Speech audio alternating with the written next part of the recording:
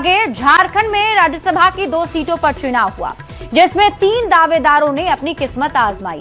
महागठबंधन से वैद्यनाथ राम और प्रणब झा ने अपनी किस्मत आजमाई।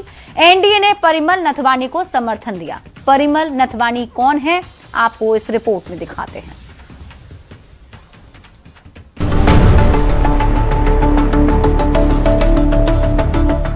झारखंड की राजनीति में एक बार फिर एक ऐसा नाम चर्चा में है जिसका सफर सिर्फ राजनीति तक सीमित नहीं रहा है।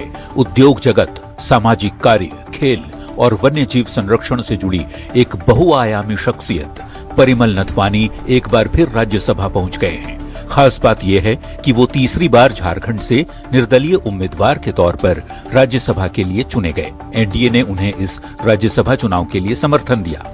राजनीति में परिमल नथवानी ने 2008 में पहली बार झारखंड से राज्यसभा में कदम रखा। इसके बाद 2014 में दोबारा झारखंड से चुने गए। साल 2020 में वो आंध्र प्रदेश से वाईएसआर कांग्रेस के प्रतिनिधि के रूप में राज्यसभा पहुंचे और अब 2026 में एक बार फिर झारखंड से ही निर्दलीय उम्मीदवार के तौर पर वे संसद के उच्च सदन में पहुंचे हैं। परिमल नथवानी का सफर कॉरपोरेट और जनसेवा दोनों क्षेत्रों में समान रूप से प्रभावशाली रहा है। रिलायंस इंडस्ट्रीज में कॉरपोरेट अफेयर्स के डायरेक्टर के रूप में वे लंबे समय से कंपनी के चेयरमैन मुकेश अंबानी की कोर टीम का हिस्सा रहे हैं। गुजरात के जामनगर में दुनिया के सबसे बड़े रिफाइनरी कॉम्प्लेक्स की स्थापना से लेकर जियो नेटवर्क और न्यू एनर्जी प्रोजेक्ट्स तक कई बड़े प्रोजेक्ट्स में उनकी अहम भूमिका रही है। सिर्फ उद्योग और राजनीति ही नहीं, परिमल नथवानी की पहचान वन्य जीव प्रेमी के तौर पर भी है।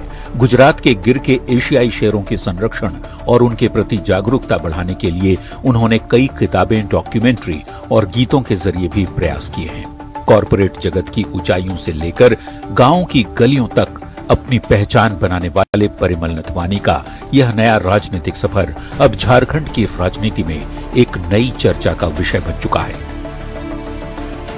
न्यूज 18 के लिए रांची से संवाददाता संजय सिन्हा और निरंजन सिंह की रिपोर्ट। तो इस बीच आपको रांची से बड़ी खबर बता रहे हैं। एनडीए समर्थित परिमल नथवानी की जीत हो गई है। बड़ी खबर आपको बता रहे हैं, राज्यसभा चुनाव के नतीजे आ चुके हैं।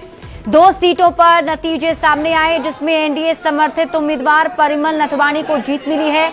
28 वोट उन्हें मिले हैं, तो जेएमएम से वैद्यनाथ राम की जीत हुई है।